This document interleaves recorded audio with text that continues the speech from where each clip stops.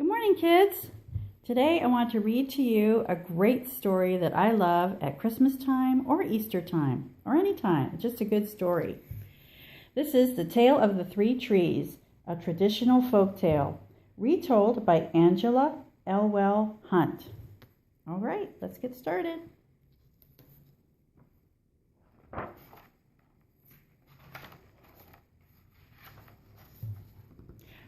Once upon a mountaintop, three little trees stood and dreamed of what they wanted to become when they grew up.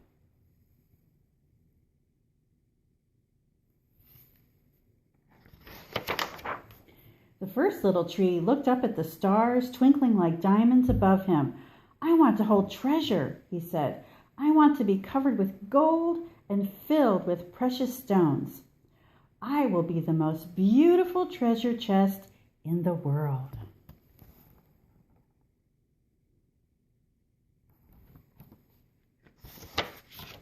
The second little tree looked out at the small stream trickling by on its way to the ocean. "I want to be a strong sailing ship," he said. "I want to travel mighty waters and carry powerful kings. I will be the strongest ship in the world." The third little tree looked down into the valley below where busy men and women worked in the busy town. "I don't want to leave the mountaintop at all," she said. "I want to grow so tall that when people stop to look at me, they will raise their eyes to heaven and think of God. I will be the tallest tree in the world."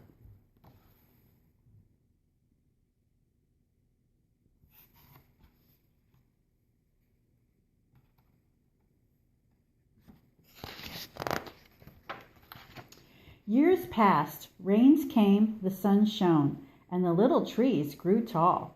One day, three woodcutters climbed the mountain.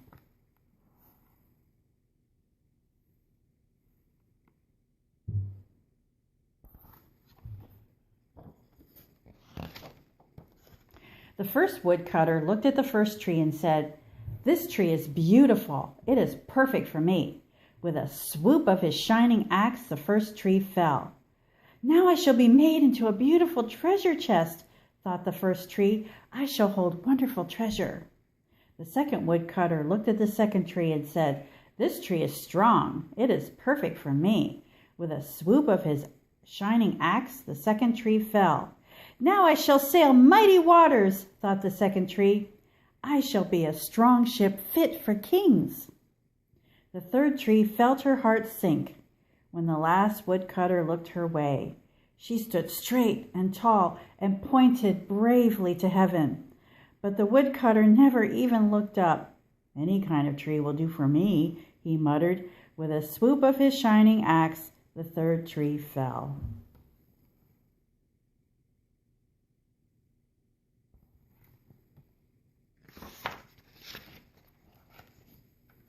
The first tree rejoiced when the woodcutter brought him to a carpenter's shop, but the busy carpenter was not thinking about treasure chests. Instead, his work-worn hands fashioned the tree into a feed box for animals. The once beautiful tree was not covered with gold or filled with treasure. He was coated with sawdust and filled with hay for hungry farm animals.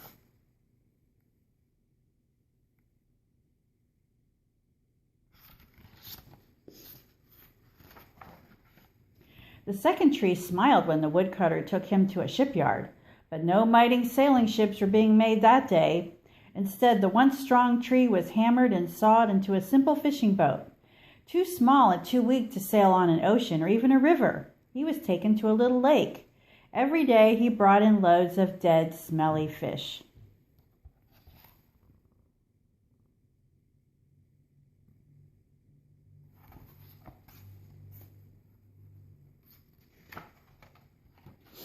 The third tree was confused when the woodcutter cut her into strong beams and left her in a lumber yard. What happened? The once tall tree wondered. All I ever wanted to do was stay on the mountaintop and point to God.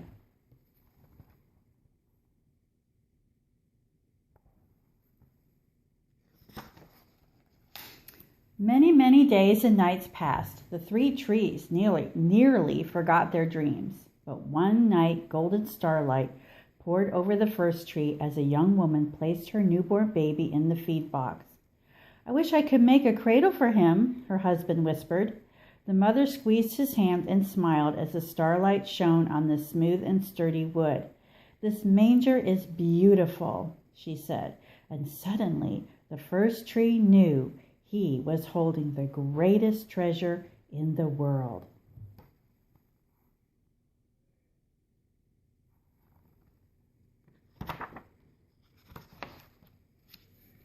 One evening, a tired traveler and his friends crowded into the old fishing boat. The traveler fell asleep as the second tree quietly sailed out into the lake. Soon, thundering and lightning storm thrashed and arose. The little tree shuddered. He knew he did not have the strength to carry so many passengers safely through the wind and rain. The tired man awakened. He stood up, stretched out his hand, and said, "Peace!" The storm stopped as quickly as it begun. And suddenly the second tree knew he was carrying the King of heaven and earth.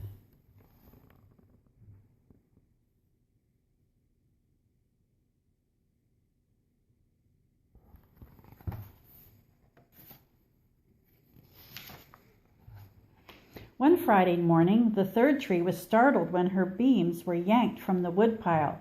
She flinched as she was carried through an angry, jeering crowd. She shuddered when soldiers nailed a man's hands to her. She felt ugly and harsh and cruel.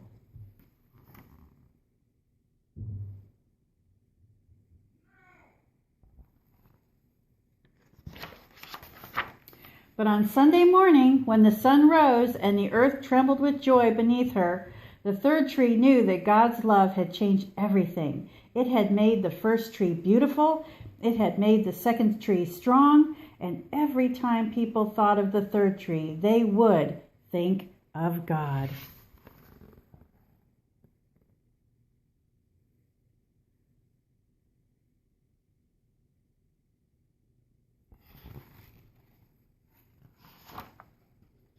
And that was better than being the tallest tree in the world. The end.